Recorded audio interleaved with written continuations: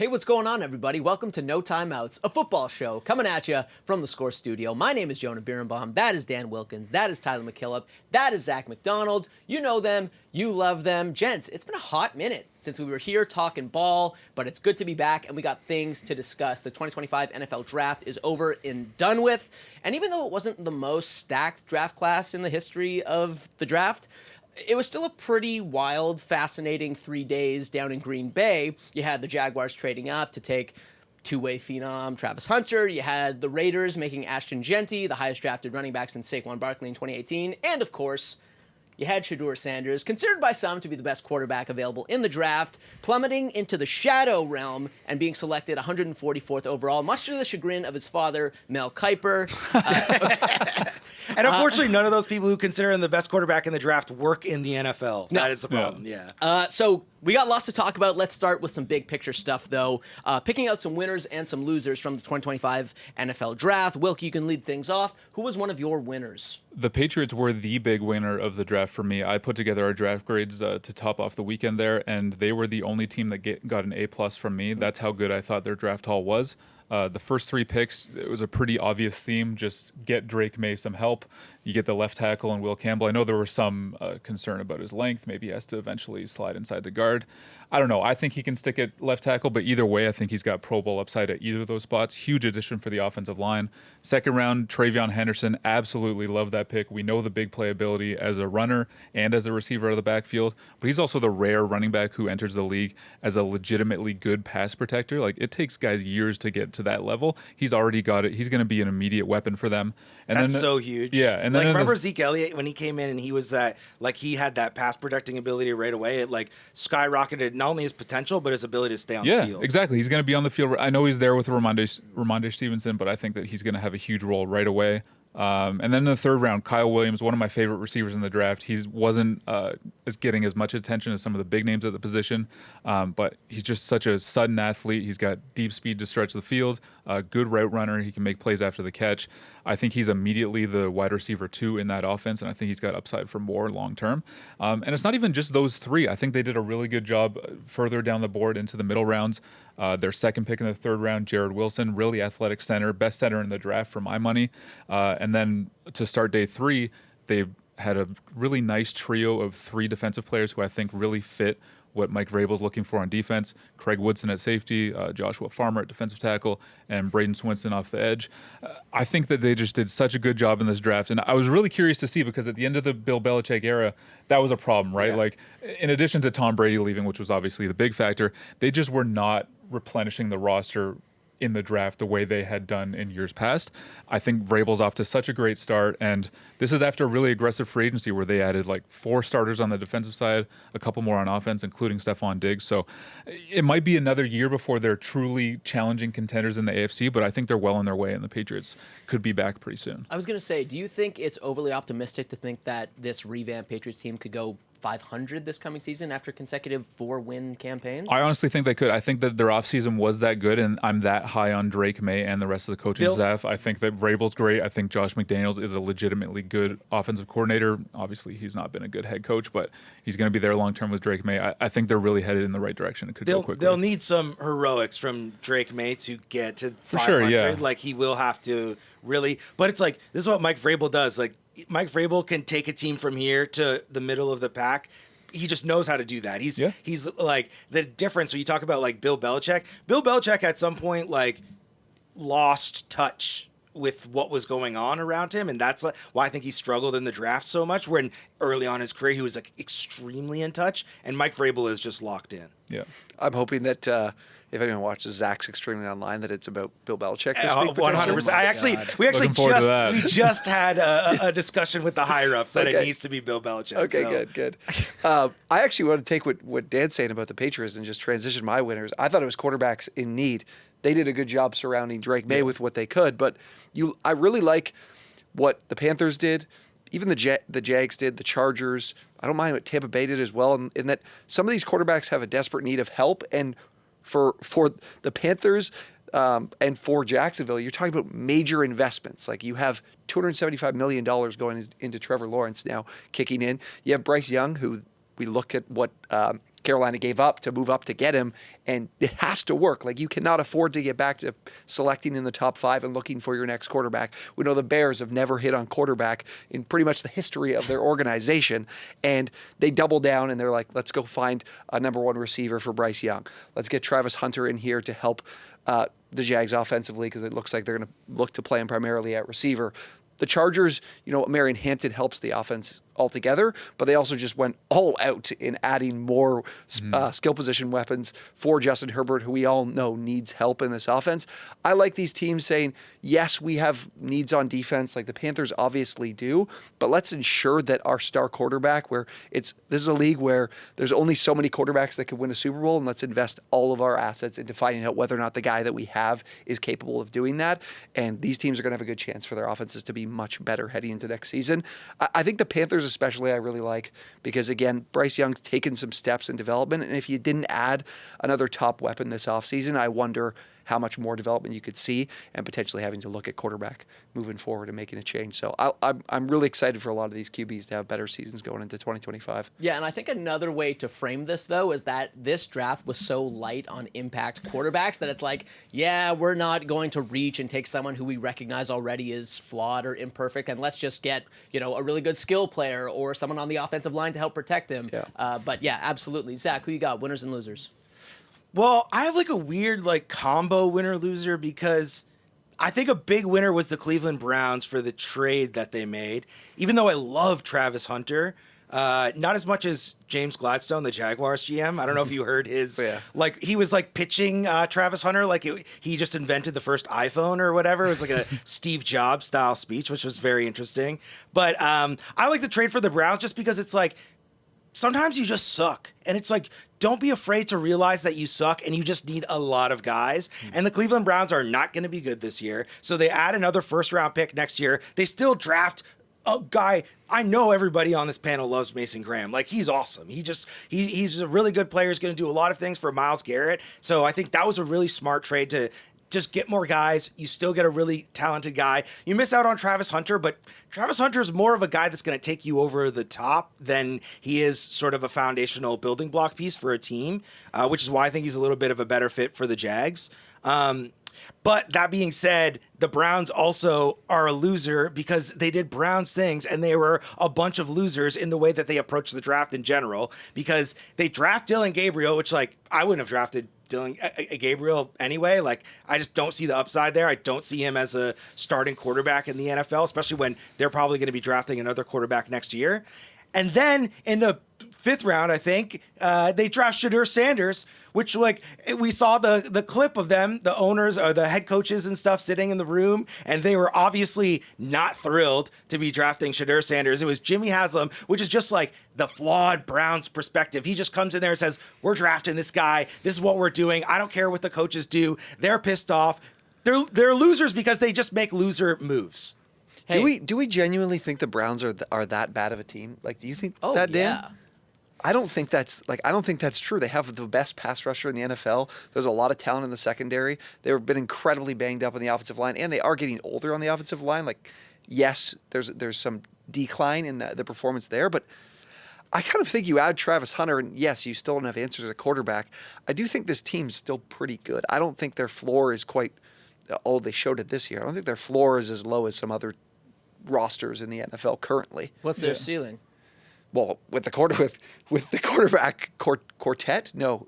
Yeah, Quintet? How many they got now? Wow. I don't feel incredibly confident, but we saw what Joe Flacco did 2 years ago with this team, and I don't think it looks all that much different than it did 2 years ago.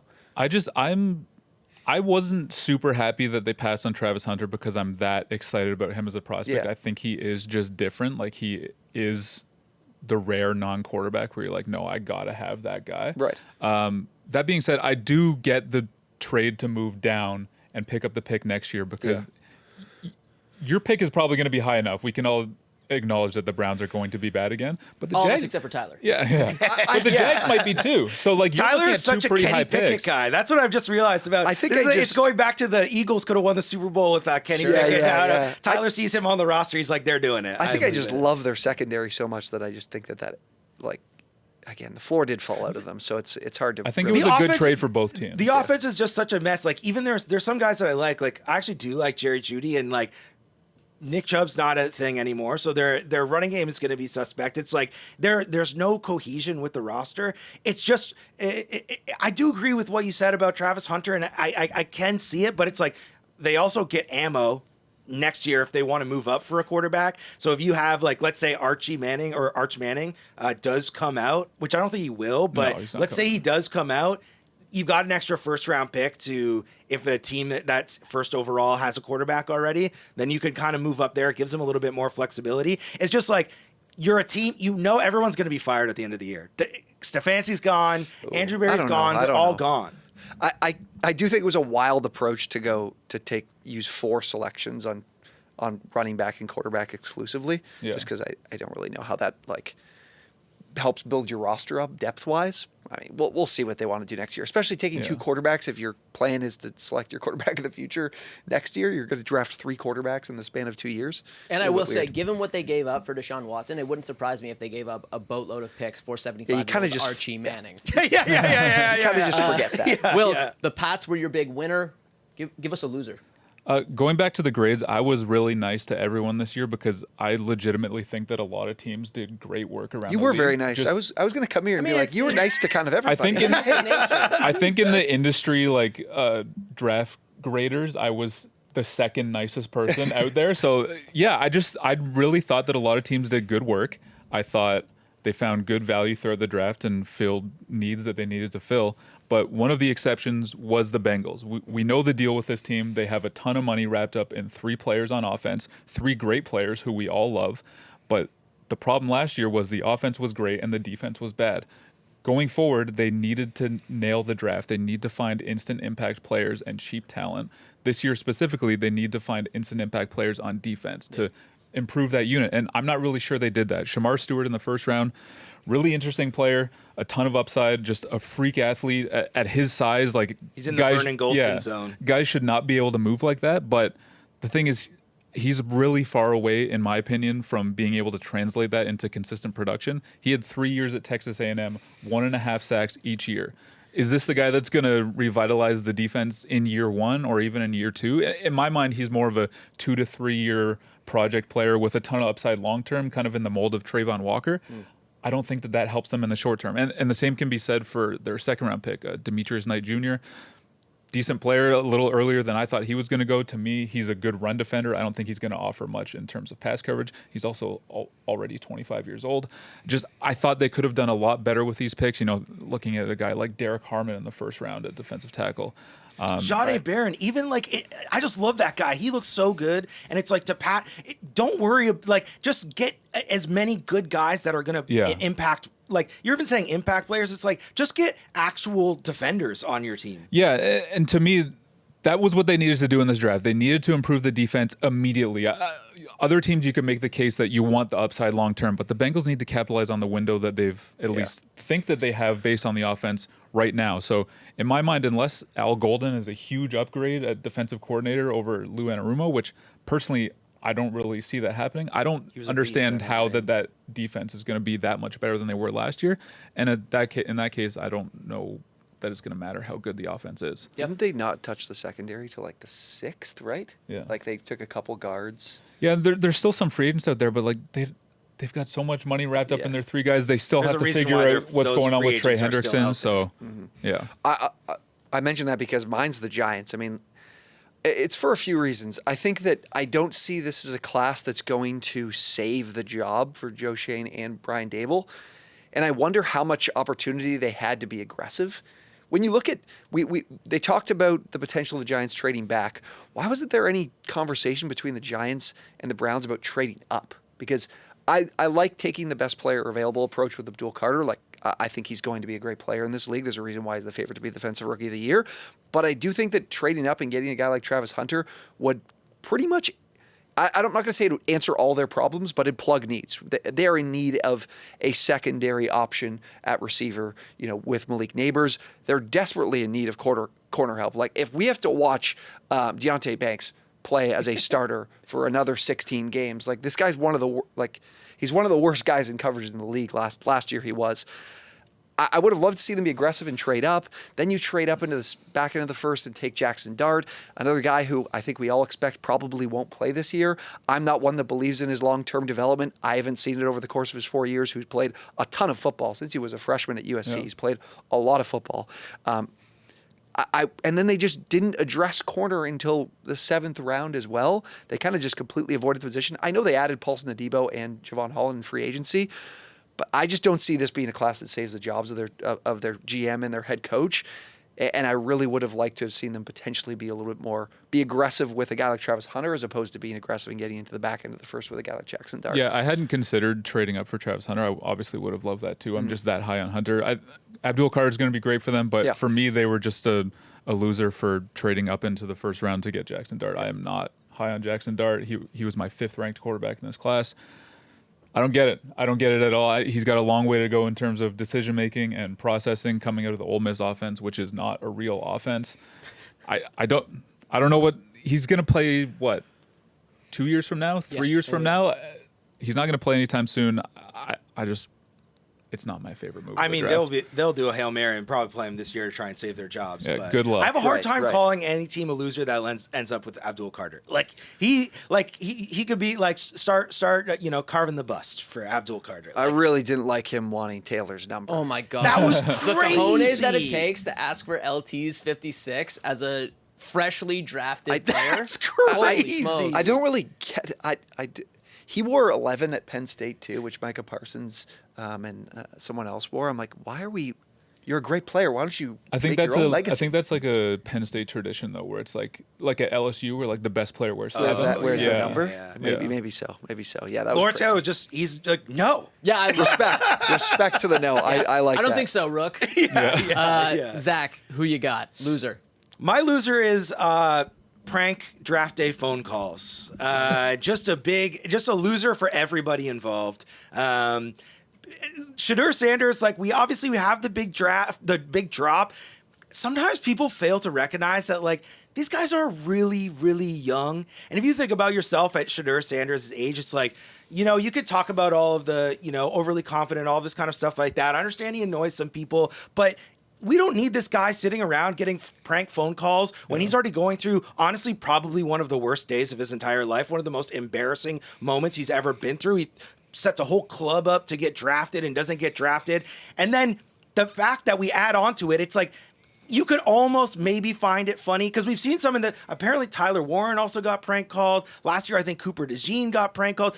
You could almost find some humor in it, especially for me. I make fun of people on the internet. I try my best to be as fair as I can. But it's you could see some humor maybe if it was a random kid who randomly happened upon this number. But the fact that the kid who got the number was Jeff Ulbricht's son, who got it from official NFL channels and did it, just makes it the lamest possible thing. And again, I don't want to pile onto even Jax Ulbricht because he's also just a stupid kid. And I think he knows that he's a stupid kid. And I heard some people being like, you got to get rid of the Falcons having a draft pick. It's relax. Jax Ulbricht's just a dumb kid. The fact that they filmed themselves is insane, but it's just this bit is dead. It wasn't funny. I think it was funny. No, I think it was funny. That was low, man. That wasn't cool. And Jax Ulbricht isn't 15. He's 21. He's only 2 years younger than Shedeur. Right. Yeah. I don't know. There's no excuse for messing with him on the biggest day of his professional career and being that reckless and cavalier with his father's career. Yeah. It was funny until we found out that it was the son of NFL personnel. Yeah. The way to get the number is more that's where it's oh, this isn't funny anymore. And actually, Shedeur, I will say Shedeur had a really good response to it. He came out and basically said, I thought it was a childish move, but we all do childish things. He kind of understood what he was going through. So credit to Shedeur for that. I was disappointed that Jax Ulbricht in his apology misspelled Shedeur's name. I was like, this is the perfect capper to a very ill-conceived bit. If you did not have Twitter the weekend that Shedeur Sanders slid in the draft, you missed out on one of the greatest weekends in the history of the internet. It was amazing. You probably benefited every other weekend of your life. Probably, yeah. All right, we've danced around it long enough. We got to talk about Shedeur. Let's dive in. Never before in the history of the NFL draft have we seen a slide of this magnitude. Some considered Sanders to be the best quarterback available in the draft, better than Cam Ward, and yet not only did he not hear his name called on day one, but he ended up falling to the 5th round, 144th overall. He was the 6th quarterback off the board, and he went to a Cleveland Browns team that had drafted another quarterback, Dylan Gabriel, 2 rounds earlier. Wilkie, what on earth happened with Shedeur Sanders? I mean, look, I don't think anyone should be surprised that he slid in the 1st round specifically. The reality is he was not that top quarterback. I think we have confirmation of that now. Teams did not see him that way. I think a lot of analysts in the industry did not see him that way, but there was just this big media push, including from some of the biggest media organizations, that he was this elite guy. He never was that guy. But then when you get to day 2 and everyone's passing him up, and then day 3, that was shocking to me, because when I watched him, at the very least, he's a guy that you want to take on day 2. But as it turns out, the reality is that he slid because of the way he handled the pre-draft process. There's a lot of reporting out there now that he basically went into it trying to dictate how this thing was going to go. He and the rest of his team, I guess, saw this himself as a top 5, a top 10 pick where he could pick his landing spot. We even had Deion Sanders a while back say that he was going to pull an Eli Manning. And I guess eventually what happened is this led to a lot of really poor pre-draft meetings. And, pre-draft meetings aren't everything. The main thing is what you put on tape, what you do in college, but they matter too. It's effectively a job interview, right? And teams are going to overlook that if you are a consensus like day 1 star at the position. But if you're not, and they see him as a backup quarterback, they're going to have a problem with it. So again and again, they passed him up. He slides all the way to the 5th round.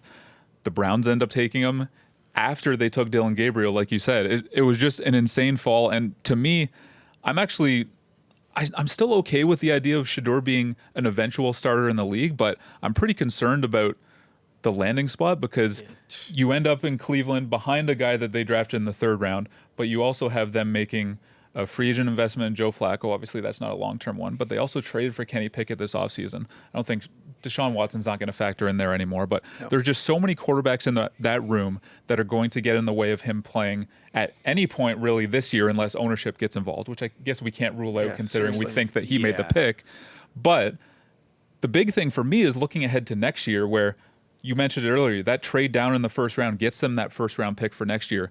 They are going to use that as ammo to go up and get their quarterback in what we all agree is a much stronger quarterback class. So unless he somehow gets on the field this year and just balls out and establishes himself as the quarterback of the future in that building, I don't really see how it works out in Cleveland. I think eventually he needs to go elsewhere. So honestly, just such a stunning draft fall. We hadn't seen anything like it since Aaron Rodgers. This blows that out of the water. I don't think we're going to see anything like it again. Just a crazy story. So 2 things for me are, one, if we just remove the name from the player, the reality is a quarterback drafted in the 5th round is not going to get the type of opportunity that probably Shedeur Sanders will get. Like, I could see a world where he gets it, and it's just kind of disappointing that going to the 5th round makes it really unlikely that he does get a legitimate opportunity to play.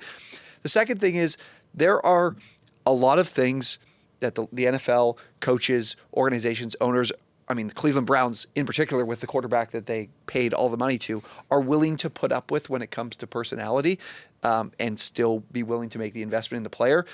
Shedeur, over the course of his time in college at Colorado, not only is he handling the pre-draft process poorly, but he's shown far too often that he's willing to put the blame on anyone else but himself. Whether it was, you saw clips of him and Cam Ward working out together, and he's like, I had no running game, or post-game after a loss, it's my offensive line. Did you see what was going on out there? I had no opportunity to be successful. There are just, I think by the time you got to the 2nd and 3rd round, teams said, is it really worth it for us to make an investment of that caliber in a player that's going to cause a lot of headaches if he isn't our guy, if he's not on the field, and when he's on the field, quarterback. So I've seen odds of who's going to be the starter, and I've seen Shedeur be 2nd behind Kenny Pickett. I definitely think he's 4th on the totem pole of Joe Flacco's got to. I'm sure Joe Flacco's in line for a better opportunity. Kenny Pickett, of course, with the trade.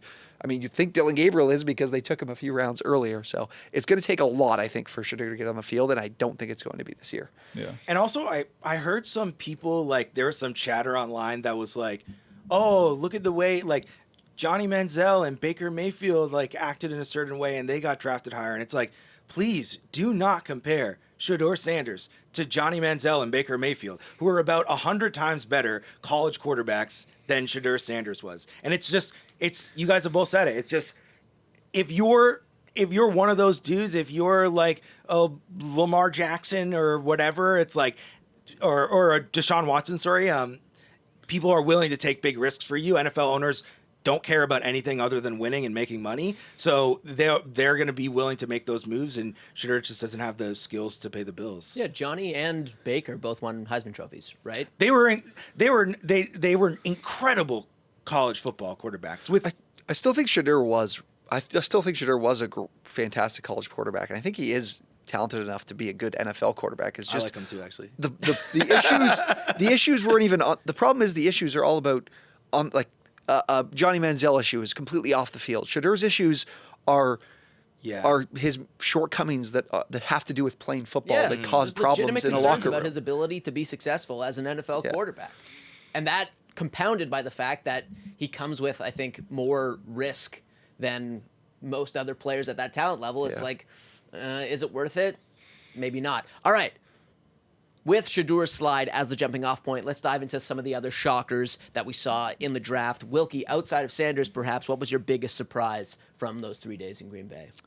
My biggest surprise was the Falcons. If you just look at the totality of their draft class and you're just grading the players who are coming in, you would think this is one of the better hauls in the class in the entire draft. We got Jalen Walker, James Pierce Jr.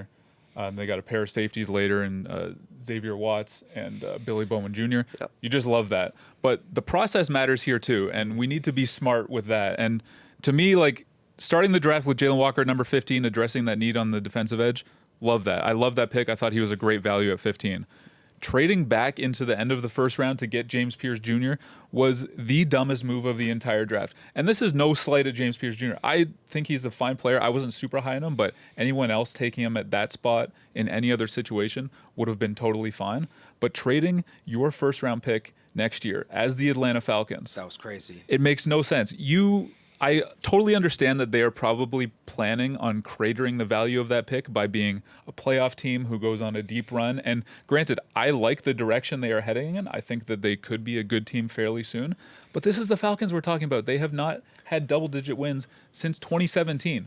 Why are you this confident? They count the chickens before the hatch. You have no idea where that pick is going to end up. It could easily be a top 10 pick because this is the Falcons. And if you traded a top 10 pick or even really a top 20 pick to move up 20 spots from the second round to the first round to get another edge rusher, that is awful. So they have to be better than Let me play devil's advocate. Please try. Okay? So this is a team that over the course of the last few years in the draft has taken a complete focus on offense. Michael Penix, Drake London, Bijan Robinson, Kyle Pitts.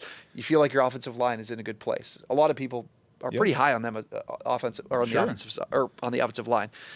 The biggest issue they've had over the last, honestly, for the last maybe decade, to be honest, is on the edge, is rushing the passer. They've been one of the worst teams year over year, at least for the last 3 years. I know they've been last or second last. They could have this feeling that we fill a need with two guys we love, because there was talk that they wanted to take James Pierce with the 15th pick if Jalen Walker wasn't available. They could feel like they've just completed their roster, especially with I love the addition of Xavier Watts too. They could feel like they've plugged every hole, they've found every guy that they're looking for, and that they're about to take this roster over the top and be one of top 5-10 team in the league. And like you said, crater the value of trading that first round pick. And this is a gamble for sure, but if they like these guys as much as they probably do, they feel like it was one that was worth it for them. Man, just the way the draft shook out, they traded a first-round pick to jump 20 spots to get back in the first round for James Pierce Jr. They could have traded up 5. I don't remember what the exact draft order was, but it could have been like 5-6 spots in the second round and just ended up with Donovan Izayaraku. Yeah, yep. To me, he was a better prospect than James Pierce Jr. I know he's a little on the small side, but James Pierce Jr. isn't going to be really a impact run defender either. So now you have two edge defenders who are sub 250 pounds, I believe. I don't know. Again, Pierce could be a totally fine or good player at this level, but it is always bad process to trade your future first round pick when it is not for a quarterback at the top of the draft or for a guy who could approach quarterback adjacent value, Travis Hunter. Yep. So anytime you're trading a future first to get back into the end of the first round is going to deserve criticism. The process notwithstanding, the Falcons were second last in the NFL in sacks last season, Yes. bottom 10 in pressure rate. Do they finish in the top half of the league, top 16 in the league in those departments this year with Pierce and Walker? I think that'd be asking a lot. I don't know. I love Jalen Walker, but he's still like kind of like a long-term play. Like he was a bit of a hybrid player at Georgia. He played off the ball at linebacker and he played on the edge. He's a little undersized. I think he's still like developing his pass rush repertoire, so I don't know that you're going to immediately expect him to come in and light it up. And Pierce, again, I wasn't super high on him. I think he's kind of just a speed guy, not a whole lot else. I don't think he really impacts the run game that well. That wasn't really your question, but I think they're going to be improved. Like that is a factor here. I appreciated their willingness to double down at the positions that they needed help at, but they're banking on coaching too, right? Yeah. Like they're saying we believe in our coach, that he's gonna make these guys into what they need to be. This is the second year in a row that the Falcons just had an absolute stunner. And to their credit, they proved us wrong last year, but like just the value, I don't really see that happening this year. You know how good James Pierce would have to be to make it worth it to just part with the first round pick next year? It's a lot to ask. I wonder if they keep making all these short-term plays because of the state of the NFC South. They're like, the division is there for the taking. There's no true juggernaut in our division. Let's go for it. But I don't know. I truly feel like they feel like they've just completed like a high quality roster because they feel like confident in everywhere else on the field. T, who was your big shocker from the draft? Will Johnson. I texted my group chat. I said, Will Johnson better not have working legs. Otherwise, it's like the craziest thing I've ever seen. Because I love him as a player, but I think once he passed the Chargers, who didn't have a need at corner by any means, but I mean, Will Johnson played at Michigan for Jim Harbaugh and Jesse Minter. Like, you can't talk about a better fit than playing for that defense because of his familiarity with it. I think it speaks to the fact that Will Johnson is probably anything but healthy. There's probably some real major concerns. He's a guy who there's no speed scores for anyone to go off of dating back to his recruitment at a high school. So he's not a player too confident in all of his athletic traits, and I think that's obvious from in the rest of the NFL has concerns with that as well.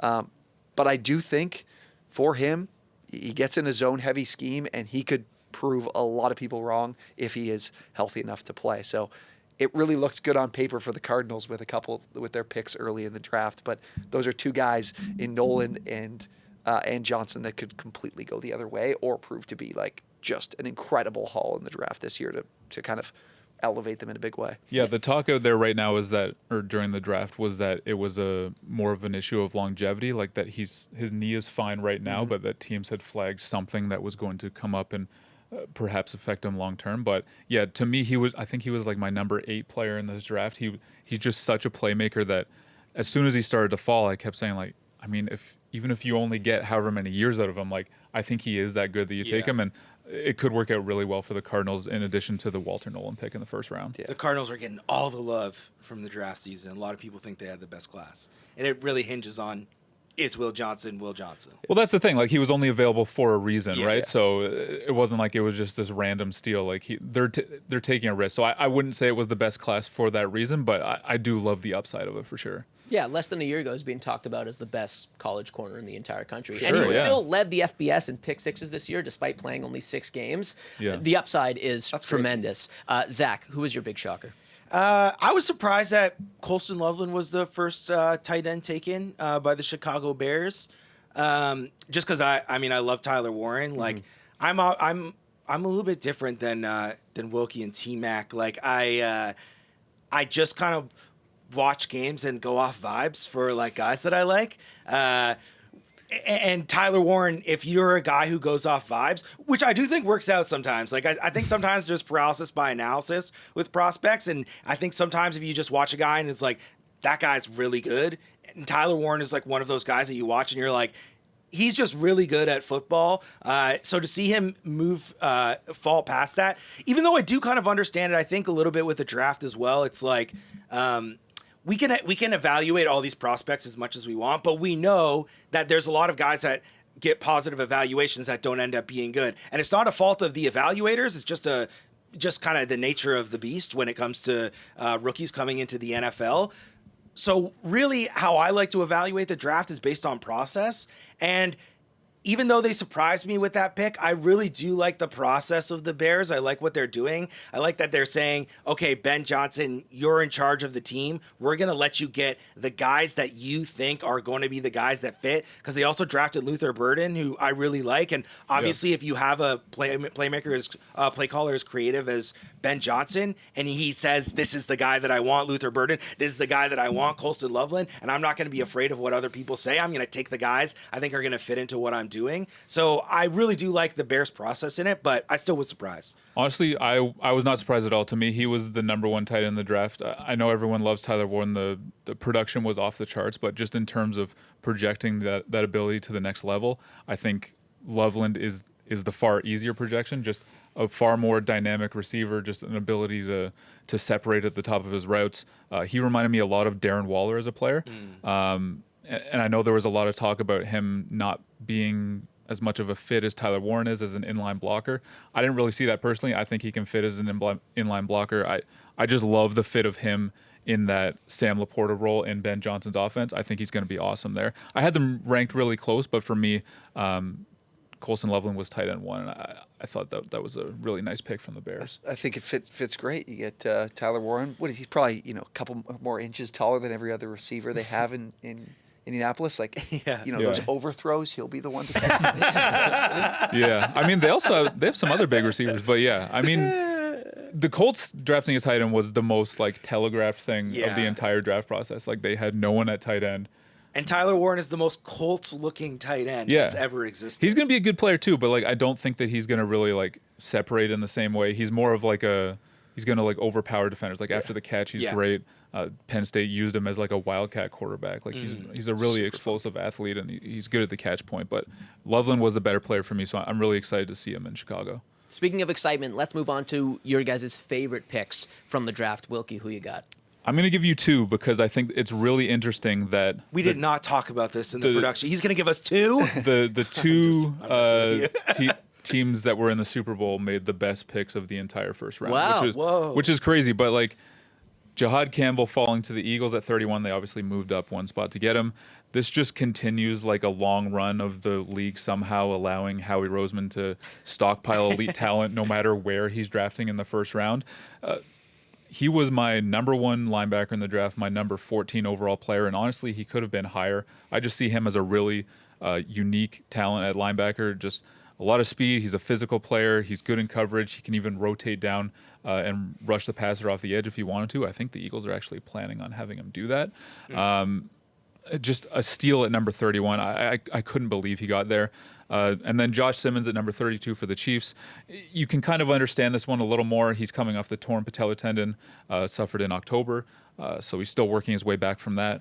But all indications are that recovery is going quite well. I don't know exactly when he's going to be ready. It might not be for the start of the season. Maybe they even end up redshirting him this year just to be safe. But man, if he was healthy, he was probably going to be the number one offensive lineman in the entire draft. At the very least, he's the best pass protector in the draft, bar none. The fact that the one area of the Chiefs roster over the last few years that has given opposing defenses hope is that left tackle has been a problem, and now you could drop that guy in, whether it's this year or next, and kind of solidify that with the last pick in the first round. It's just crazy to me. It's the old Jesse Pinkman meme. I don't understand how teams let these great teams get away with this, but yeah, those two teams were awesome on day one. They both had great draft classes. That's why they're where they are. Yeah. T, who was your favorite pick? I'm going to go with the player that I think will be the first quarterback to start a game in the regular season that is not named Cam Ward. Whoa. Quinn Ewers, I love the fit with Miami. We all know the first to start a game? Outside of Cam Ward. Outside of Cam. Good Lord. Well, I think we might need to talk about this. I think we know how. Unfortunately, I think we know how I'm predicting that. It's not necessarily like he outplays the starter, but I really love the fit because we all know this about Miami's offense. Tua had the most pass attempts at or behind the line of scrimmage last season, or highest percentage of pass attempts. Quinn Ewers was the second highest in all of college football in percentage of pass attempts at or behind the line of scrimmage. So I think he's a good scheme fit. I also think Quinn's a guy who throws with a lot of touch and sometimes to his own detriment. And we all know how, to his lack of arm talent. Quinn's a guy that I think could really fit in well with the scheme because McDaniel's going to do a lot of that work for him. His processing is something that a lot of scouts had concern with. And then it is a guy with a lot of raw talent. He was one of 6 players to ever receive a perfect recruiting rating coming out of high school. This is a guy that can make plays off platform and off script. I really think that there's a chance if he gets an opportunity in Miami that he could prove to be a really, really valuable piece in like the 6th round for them. And I think he's much better suited to start and play in this offense over Zach Wilson. Like I don't think Zach Wilson suits the scheme as well as Quinn Ewers will if he gets an opportunity. I definitely agree There's with no those. scheme that Zach Wilson suits. I was going to say the Saskatchewan Roughriders. He just chucks it deep. That's all he wants to do. I definitely agree with what you said. Like I was actually quite interested in Quinn Ewers. Like he was quite bad for a lot of games at Texas. I know he played through injury, but I was interested in him at least because the highs created by his arm talent were actually quite interesting. He's got a long way to go in terms of dealing with pressure and decision making, but at least that gives you some sort of ceiling that you can chase. But in terms of like who's going to start day one, like Tyler Shuck is the starter in New Orleans, right? Like no, Derek Carr will be the starter for Derek sure. Carr's not playing. Healthy. Yeah. He's got the shoulder injury that like might He's got an keep him out MRI for the report season. to prove it. I think that's why they took Tyler Shuck is to say I see. like he was the most like ready to play right now. I think if they were making a long-term investment in the position, like a guy to develop, it would have been Jalen Milroe on day 2, right? Like that was such a good fit. He's a guy that you could compare to Jalen Hurts coming out of school. So a really nice match with Kellen Moore coming over from Philly. But I think that they wanted a guy who's going to play right away, and I think that that's probably Shuck. So I wouldn't be surprised if he's starting in week 1. What would have been great trivia to close the show is to find out who was the last second-round pick to start week 1, but not because of an injury, like was actually won the job. Oddly enough, it might actually have been Derek Carr. Oh, man.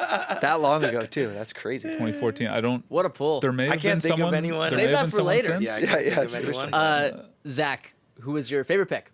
Well, again, we talked about earlier, it's like I'm a guy that goes off vibes, and there is nobody with better vibes than Cam Skattebo to the New York Giants. I mean, that's my favorite pick of the whole draft. They need somebody to anchor that thing. The NFL is becoming a running back league again, and we need a good old-fashioned bruiser, and Cam Skattebo is that guy. I miss the days of like Mike Alstott and Tyrone Wheatley and Brandon Jacobs. Wow, what a pull. I love Tyrone Wheatley. And Cam Skattebo, I think, could be that guy. Obviously, like, not a great 40 time. Tyler did an amazing video on him, too. If you find Tyler's Instagram, go there. And I think he has the video posted on there. It's really awesome, his story.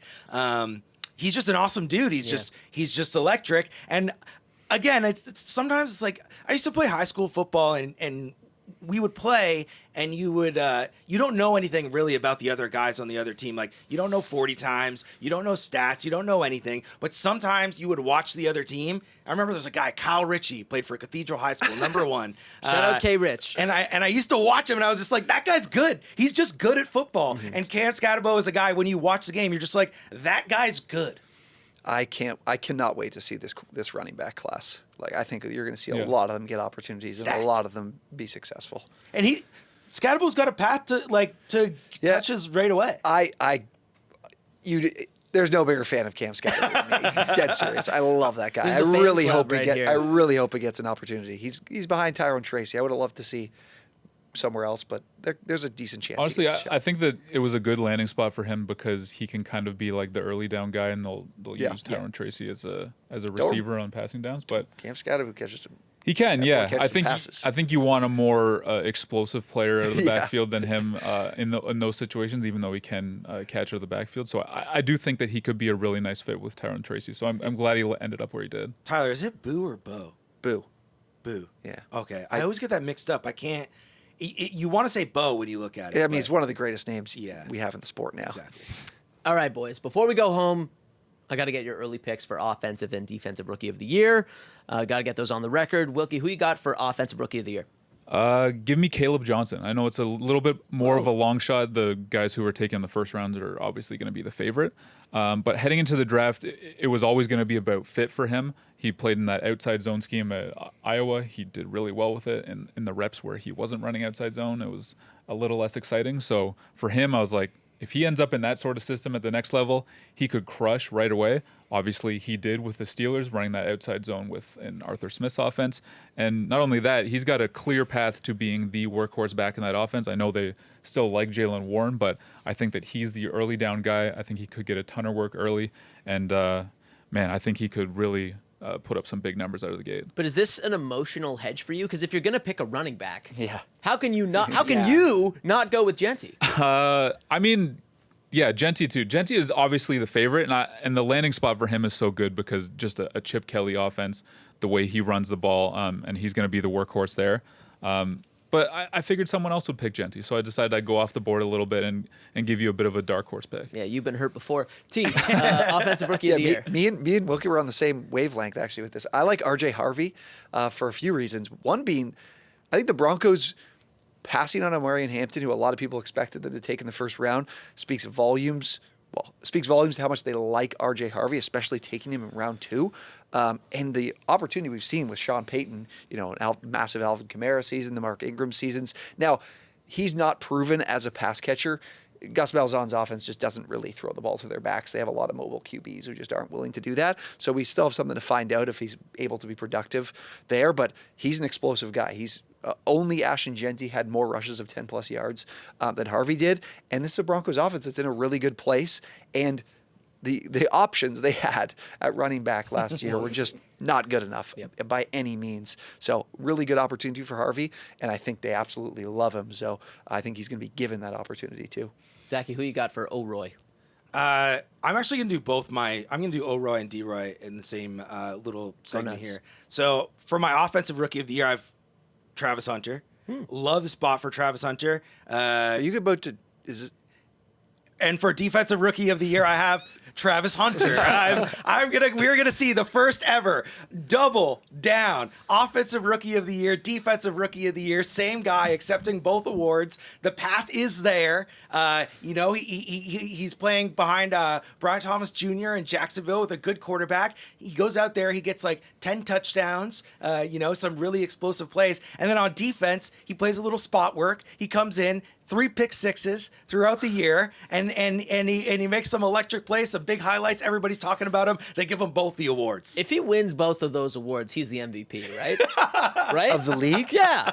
I think he's a incredibly opportunistic guy as a corner. Like I could see him racking up some picks and potentially a pick 6. That's how it would have to go. I believe in him to play both sides of the ball at a high. I think he'll play a lot of defense, but I just don't think offensively he'll be able to keep up with be the number 1 through Brian Thomas. Just so you know, that question from Jonah was his way of bringing baseball back into this. He's the Shohei Ohtani. There we go. I think he will be. I really think he will be. Will, who you got for defensive rookie of the year? I mean, I would love to see Travis Hunter do both, but I'm going to take the chalk and pick Abdul Carter. Obviously, the talent speaks for itself. He's explosive off the edge. There's a reason he was picked number 3 overall, second best player in the draft class in my mind. But it's also the landing spot that is so big for him here. He's not just going to a really the Giants may be bad, but he's not going to a really bad defense where he's going to be the guy that everyone's looking out for. He's dropping into a defensive front where you have Brian Burns on the other side. If Kayvon Thibodeau doesn't get traded, he's mixing in too. And then in the middle, you've got Dexter Lawrence and also Darius Alexander, who they picked in the 3rd round, who I like a lot. That's just a really good defensive front where the opposing teams aren't going to be able to really focus on him with their blocking scheme. So he's going to get a lot of one-on-ones on the outside. And based on everything he showed at Penn State, I would expect him to turn that into a lot of sacks right away. Yeah, I take the same approach, but I'd go Michael Williams, running opposite of Nick Bosa. A team that'll probably be a little bit better. He'll probably get a little bit more pass rushing opportunities and kind of unlock his talent. So yeah, I like him too. Sal is an incredible defensive coach, and he is going to get the most out of his guys. Mm-hmm. Yeah. We'll see. All right, boys. Great stuff. There's only one thing left to do. Y'all know what time it is. It's trivia time. Here we go. And, of course, it's going to be draft-themed. Today, buckle up. There are 10 schools that have produced 3 or more first overall picks in the NFL draft. Woo. Name those schools. One more time. There are 10 schools that have produced 3 or more first overall picks in the NFL draft. Name them. And Zach, we'll let you go first. Wow. Damn, that surprised me for a second there. Yeah. Well, I mean, I'm just going to go chalk. I'm trying to think if I can think of the guys off the top of my head. You don't need to name the guys, just the schools. I can't think of the guys off the top of my head. I kind of want to name like a quarterback but let's go with the Alabama Crimson Tide. Wow. Shockingly, they do not crack this list. You hate to see it. It's really surprising, but they didn't make it. USC. Yeah. Correct. They have produced more first overall picks than any other school, with 6 of them ranging from Caleb Williams in 2024, Keyshawn Johnson in 1996, O.J. Simpson in 1969. Correct. Wilkie, you're up. I'm going to take a shot on this year putting them in the category Miami. Correct. Wow. Got him. He almost got Ann. Yeah, it's because it's split on 2 pages. Miami is correct. They've had 3 first overall picks, including the 2025 first overall pick, Cam Ward.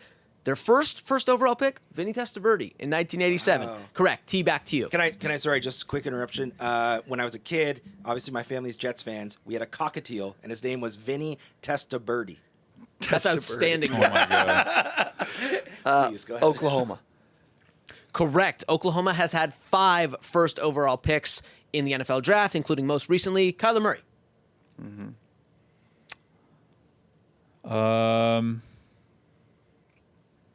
I know there are 2. Is there a third? LSU? Correct. gotta be on LSU has had 3 first overall picks, including most recently Joe Burrow. Who was the other one other than Jamarcus Russell? Billy Cannon in 1960. Wouldn't have known that. End. I'm A always tight thinking about end going Billy first Cannon. Love that. overall. I'm always It was a thinking different about time in the pre-merger world. T, back to you. I'm thinking now. I got a few teams in my mind, but I'm not confident in any of them. We're deep in this now. This is like Jeopardy music territory, you know? I don't want to be wrong. I got to win this. I have to win. Yeah, this. that's kind of the point of trivia. I have to win this. Not being wrong. There's a crazy blank next to his name on the trivia tally. A yawning chasm. Need a pick, big guy. Florida State. I like that. Florida State is not on the list. Wilkie, you come up with one and you're the champ. Oh,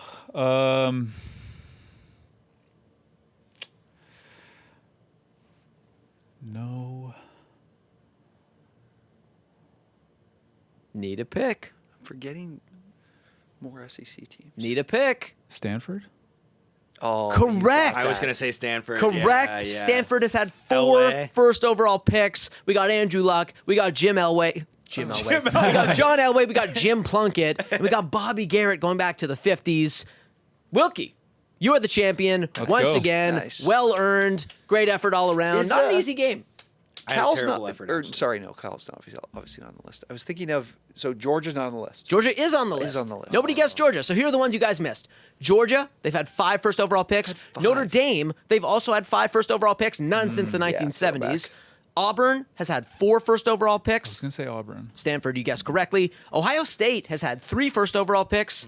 And the last one, Texas, has also had 3 first overall picks. Texas said 3. Okay. None I since thought the of all those 1980s. teams, I was gonna and say, I went with can't remember a friggin' single Florida Texas State. team. Yeah, for but, sure. And, these things go in cycles. But anyways, well done, Wilkie. Well-earned championship. T, Zach, better luck next time. terrible. And thank you for tuning in to this episode of No Timeouts. Once again, that's Zak McDonald. That's Tyler MacKillop. That's Dan Wilkins. My name is Jonah Birenbaum. We'll see you next time.